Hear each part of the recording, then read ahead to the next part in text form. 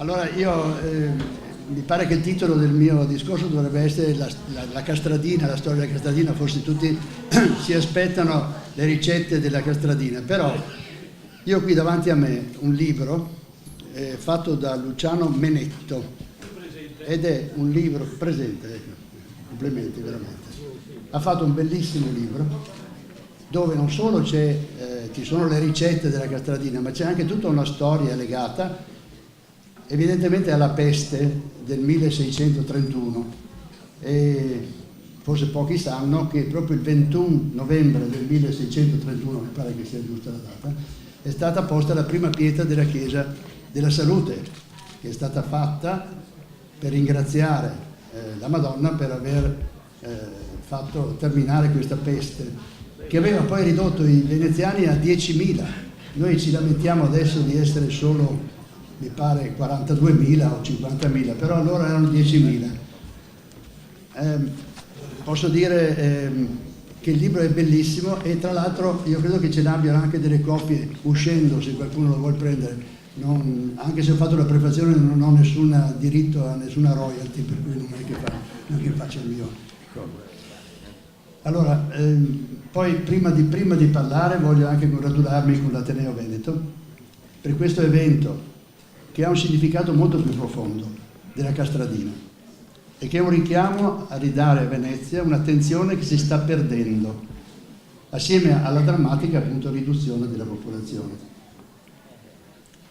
Durante la storia della città, l'ho già detto prima per la peste, ci sono state delle drammatiche riduzioni. È stata la riduzione della peste del 1350, del 1570 e poi anche infine quella del 1630. Adesso abbiamo un'altra riduzione di cui parlerò brevissimamente adesso. Però dopo ogni evento la cittadinanza ha sempre trovato la forza di reagire, e non lo fece solo attraverso la costruzione della Chiesa, ma con l'energia di chi non si arrende. Ecco, naturalmente qui questo Ateneo è bellissimo, oggi c'è un sacco di gente, vedo che l'età è un po' elevata. Ricordo sempre, io forse sono il più giovane, non lo so, ricordo sempre uno dei sindaci di Venezia è stato Cacciari, che un giorno ha detto che quelli che avevano più di 75 anni avrebbero potuto viaggiare gratis nei vaporini. Ecco, fecero domande in 30.000, che in 32.000. Questo dà un po' la misura dell'età della città. Però io credo che proprio questo sia anche la forza della città, cioè è la forza di una generazione che la città se la ricorda come era prima. Voglio anche qui recitare, non dico recitare perché non sono un attore come Ottavia Piccolo, che ha fatto quel bellissimo monologo di Alan Bennett, ma qui c'è un piccolo poemetto di Domenico Varagnolo, obbligo noghesè, ma stamattina, sia pur piova, caigo o bavesea, ogni gente cristiana e cristianina in chiesa vuole andare, è proprio in quea. I passa il ponte, i crompa a candea, e il santo, il zaetin e la corosina. E verso mesodì, l'usanza bea, vuol che vada a mangiare la castradina. E il bacaro se pien, e a parona che drio dal banco conta e valute. Da che dice a Mario che non ragiona, sarà quel che ti vuol, ma è a salute come festa per me, va solo a tutte.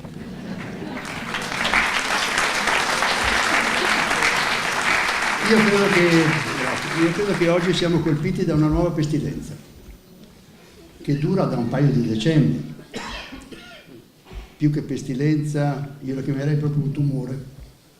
La città ogni giorno è invasa da un'enorme massa di curiosi, lo sappiamo tutti, la cui unica motivazione è una frettolosa visita a una città museo, che è diventata un museo, e che si trova casualmente vicino alla spiaggia dove stanno facendo la vacanza.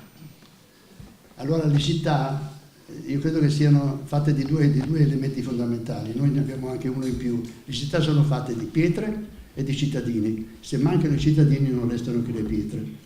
Io ho avuto adesso una buona esperienza a Torcello, dove ho cercato di piantare alcune piante, c'è abbastanza piante di carciofi, perché avevo un terreno e mi restava sempre qui, che questo terreno non era coltivato, come non è coltivata tutta l'isola di Torcello. Noi parliamo di 7, 8, 10 ettari, che erano l'orto di Venezia, non so se molti di voi se lo ricordano. Le castraure non venivano da Sant'Erasmo, venivano da Torcello, era il violetto di Torcello, non il violetto di Sant'Erasmo. Dopo è diventato quello di Sant'Erasmo. E per cui era l'orto di Venezia, e questo fatto della terra coltivata ha un significato, secondo me, molto profondo. Un terreno incolto lo si calpesta, si cammina sopra, non ci si bada. Appena vengono fuori le piantine, spiritualmente e anche praticamente, il terreno vi frena. Non potete più camminarci sopra. E io credo che la stessa cosa valga per la città. La città, se è fatta solo di pietre, la si calpesta, e si vede cosa sta succedendo adesso con questi visitatori che non hanno nessuna motivazione sulla città. E io credo, vediamo un po', fare un'analisi di quello che è successo è molto difficile. Evidentemente è stata una grande esplosione dei trasporti, tutti possono viaggiare, eccetera. Ci sono spiagge dove, io mi ricordo nel 1947 sono andato a Jesolo, c'erano 2 alberghi e adesso ce ne sono, non so, 500, ecco. Per cui abbiamo tutto un litorale pieno di, ci sarà 1 milione in 30 km, c'è 1 milione di persone che passano lì 15 giorni e che pensano che un giorno sia quasi obbligatorio venire a Venezia. Però la loro motivazione è la vacanza, e la vacanza è di andare alla spiaggia, non è quella di vedere la città. E allora uno si domanda, per esempio, perché i veneziani nel tempo forse hanno sbagliato tutto, perché invece di costruire palazzi, le chiese, aver curato la laguna e l'acqua come fonte di vita, avrebbero potuto accontentarsi di una serie di casette monolocali e invece diventare la gondola, i sandoli, le mascherette, le peate, i burci, avrebbero dovuto varare forse delle zattere e dei kayak. Ecco. E invece questa cosa qua è qua. Noi ce l'abbiamo davanti, noi ci viviamo dentro. Ed è una cosa che è veramente unica al mondo. C'è in più, dicevo, c'è un terzo elemento per la città che è l'acqua.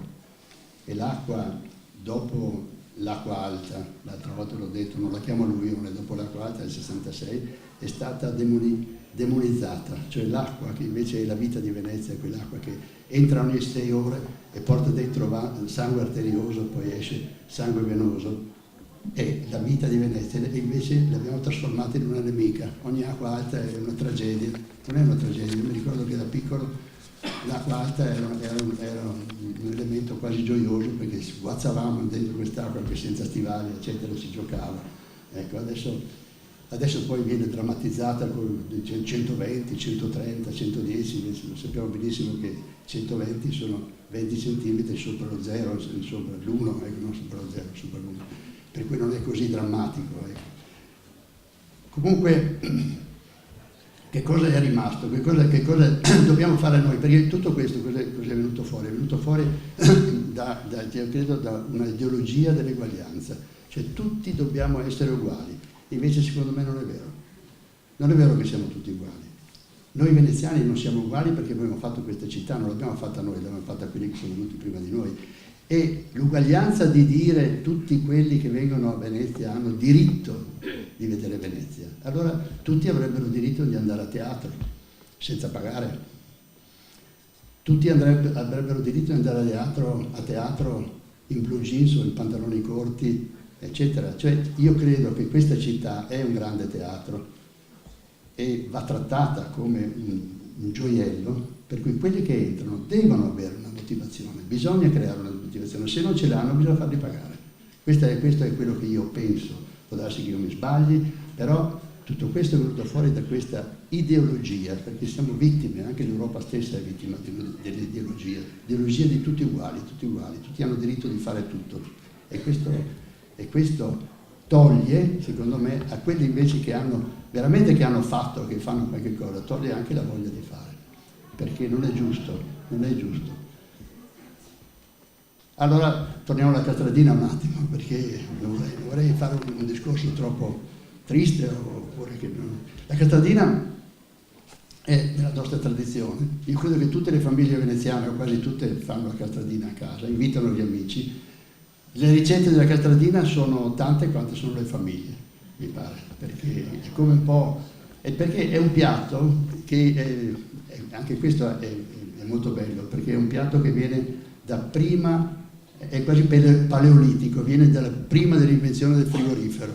Allora, dopo l'invenzione del frigorifero si è persa la capacità di restituire un gusto a tutte quelle cose che dovevano essere conservate attraverso la fumicatura, attraverso la salatura e l'essiccazione, eccetera. E nella cucina c'erano delle eroine, credo io chiamo eroine le donne, per esempio la donna che ha inventato il baccalà mantecato, io le darei il premio Nobel, perché di quella, se voi vedete uno stoccafisso che è un bastone così, e pensare che da quel bastone una signora o tante signore hanno fatto venire fuori il baccalà mantecato, la vicentina, eccetera, è stato sono state delle creazioni incredibili. Evidentemente il frigorifero ha ucciso tutte queste cose, perché così facile si butta un pezzo di carne in frigorifero, lo si toglie dopo 2 giorni, lo si cucina un po' alla griglia, eccetera. E poi la Castradina è diventata anche un elemento propiziatorio, perché io stesso lo dico, il giorno della salute qualche volta mi dimentico di andare a vedere la chiesa, però la Castradina la mangio sempre, anche 2 volte al giorno, l'ho già mangiata stamattina. Allora, questo piatto ha anche un valore di convivialità, gli amici si vedono a casa, amicizia superiore a qualsiasi altro. E ringrazio ancora l'Ateneo per aver dato un particolare accento all'importanza e alla tradizione di questa città. Sentiamo tante chiacchiere, tante cose sui famosi concetti di innovazione. Adesso sembra che se non c'è innovazione non c'è progresso. E io vi parlo dell'innovazione per esempio nel mio campo. Nel mio campo della cucina stiamo assistendo a un fenomeno demenziale, di rivisitazione, di pietanze e di ingredienti, che non hanno nessun bisogno di essere rivisitati. E di ingredienti che avrebbero invece bisogno dell'unica innovazione possibile ed auspicabile, il ritorno corretto alla tradizione. Questa tradizione che è dentro nel nostro DNA, perché quando assaggiamo una cosa della tradizione è una gioia sentire il gusto che va giù, ecco, e che è un gusto puro, pulito. Tutto il resto, adesso sono un po' pesante, è sterco di vacca. Che, come sempre poi dalle ultime rilevazioni contribuisce grandemente all'effetto serra.